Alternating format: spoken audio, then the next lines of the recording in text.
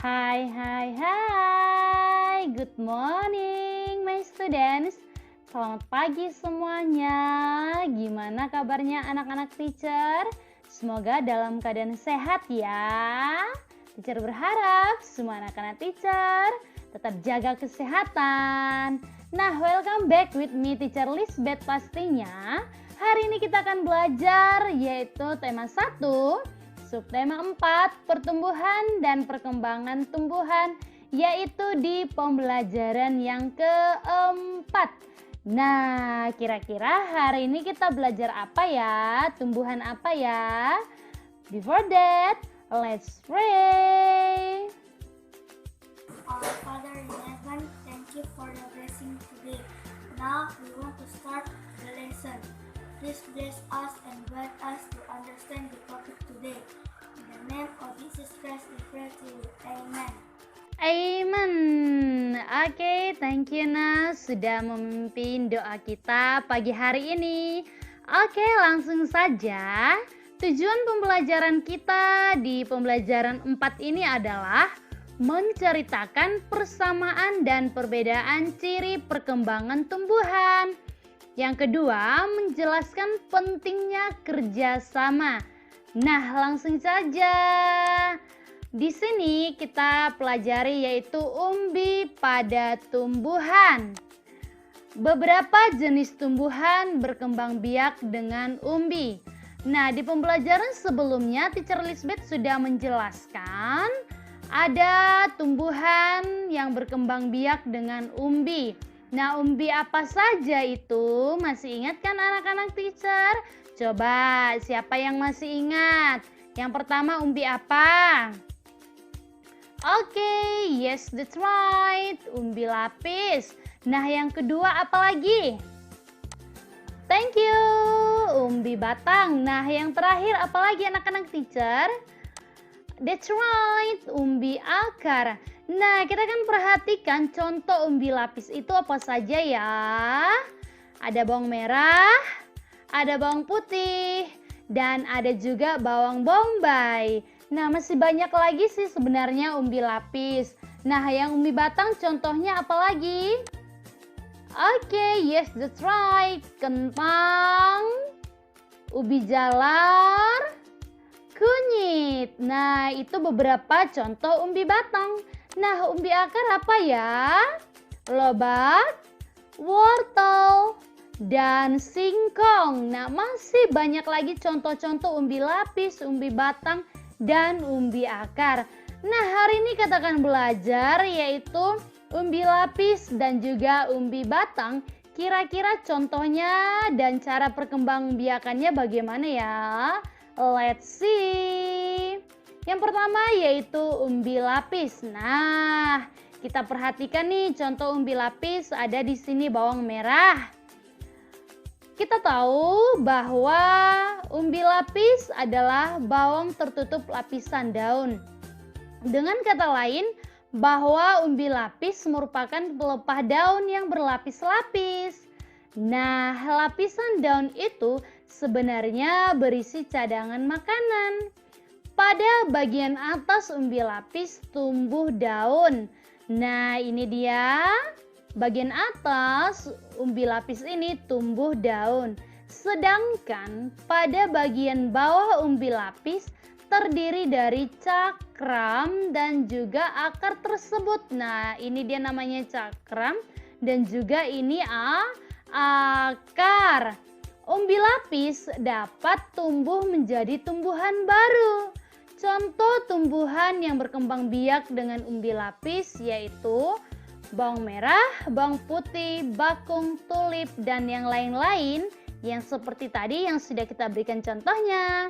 Nah, di dalam umbi lapis ini, di sini menunjukkan bahwa ini merupakan tunas yang akan tumbuh menjadi tumbuhan baru.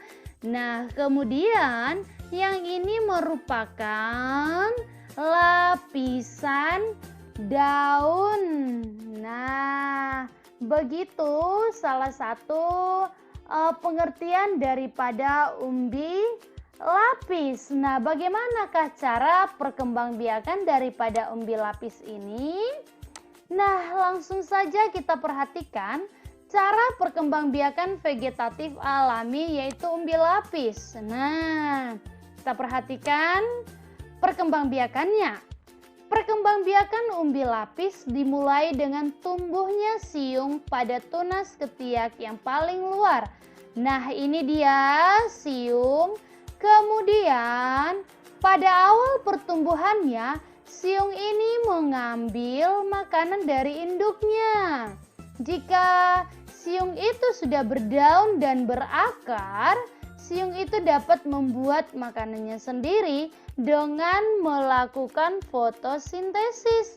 Nah, begini cara perkembangbiakan daripada umbi lapis. Nah, paham ya anak-anak teacher?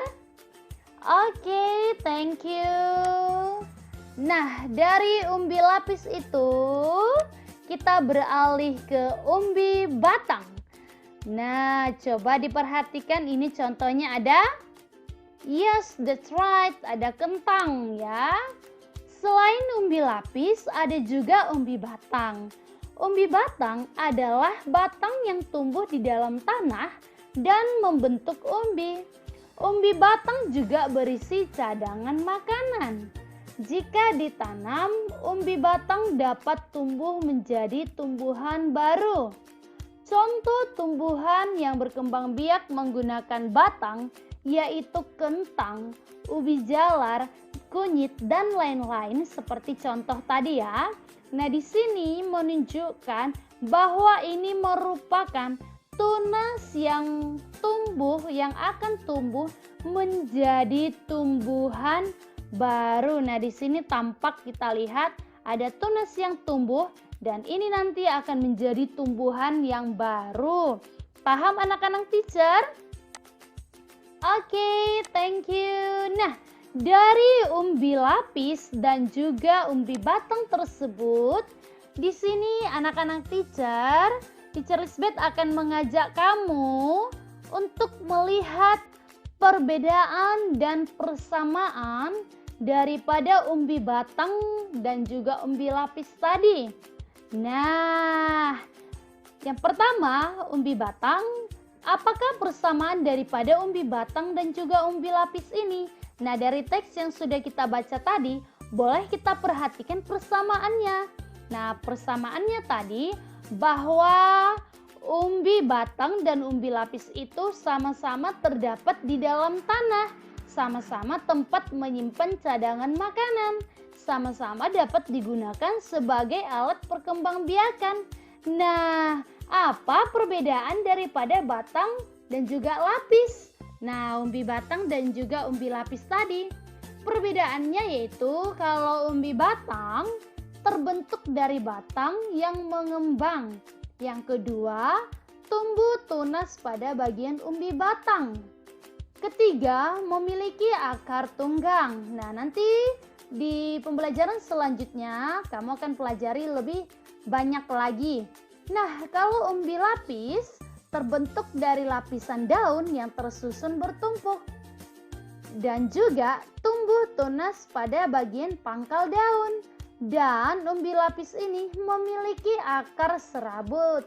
Nah, begitulah persamaan dan perbedaan daripada umbi batang dan juga umbi lapis. Nah, ketika kamu berada bersama teman-teman kamu, baik kamu di kelas, baik di sekitar kamu, nah, kita boleh bekerja bersama, yaitu boleh dikatakan kerja kelompok.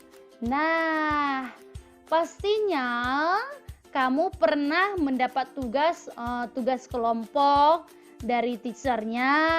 Nah, ketika kamu melakukan tugas kelompok, berarti kamu harus mengerjakan tugas kamu secara berkelompok. Berarti kamu mendapatkan diskusi dengan teman kamu. Nah, ketika kita berdiskusi dengan teman kita, pastinya kita harus saling menerima pendapat teman kita dong. Nah, Dari kerja kelompok ini, ketika melakukan tugas kelompok, kita bekerja sama dengan teman-teman. Ya, banyak manfaat yang kita peroleh dari kerja sama. Nah, kira-kira apa ya manfaat kerja sama itu? Ada yang tahu anak-anak teacher? Oke, Teacher Lisbeth mau dengar dulu suaranya. Apa manfaat kerja sama ketika kamu bekerja sama dengan teman kamu? Oke, nah manfaatnya adalah pekerjaan lebih cepat selesai, pekerjaan terasa lebih ringan, dan mempererat hubungan baik dengan teman. Nah, itu dia manfaat daripada kerja sama. Oke, anak-anak teacher, sampai di sini paham ya? Oke, thank you. Nah, untuk hari ini yang mendapatkan stars adalah Michelle, Kenzo, Tricia, Felicia, Yohana, Marcel, Isaya, Isabel, Abigail, Grace, Regina, Jonathan mendapatkan 20 stars. And for the next students, Kenny, Deborah, Daniel, Toberic, Gloria, Leonard, Adrian, Rahel, Cecilia juga mendapatkan 20 stars. Ayo anak-anak teacher tetap semangat ya, jangan lupa tuliskan starsnya. Oke, nah silakan mengerjakan ayo berlatih halaman 113. Oke, for all of the students, until here our meeting for today. Now let's pray. Let's pray. Our Father in heaven, thank you for your blessing. Now we want to close our lesson. Please help us to apply the lesson in our life. In the name of Jesus Christ, we pray to you. Amen. Amen. Okay, thank you my students. Until here our meeting for today. See you next time and God bless you. Goodbye.